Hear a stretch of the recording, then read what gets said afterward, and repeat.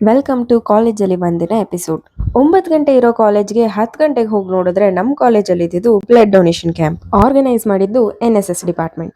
So ಲೈಫಲ್ಲಿ first time blood donate ಮಾಡೋಣ ಅಂತ ಡಿಸೈಡ್ ಮಾಡಿ ಎಂಕ್ವೈರಿ ಮಾಡಕ್ ಹೋದೆ. ಆದ್ರೆ ಅವ್ರು ನೋಡಿದ್ರೆ ಮಿನಿಮಮ್ 50 kg ಇರಲೇಬೇಕು ಅಂತ ಹೇಳ್ಬಿಟ್ರು.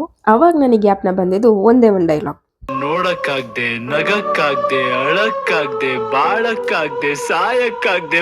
ಆದ್ರೂ ಒಂದ್ಸಲ ನಮ್ ಕ್ಯಾಮರಾಮನ್ ಕೊಟ್ಟಿದ್ ಬಿಟ್ಟಿ ಸಜೆಷನ್ ನ ಸೀರಿಯಸ್ ಆಗಿ ತಗೊಂಡು ವೆಯ್ಟ್ ಚೆಕ್ ಮಾಡಿದೆ. ಅಲ್ಲಿ ನೋಡಿದ್ರೆ 3 kg ಗೇನ್ ಆಗಿದ್ದೀನಿ ಅಂತ ನನಗೆ ಶಾಕ್ ಆಯ್ತು.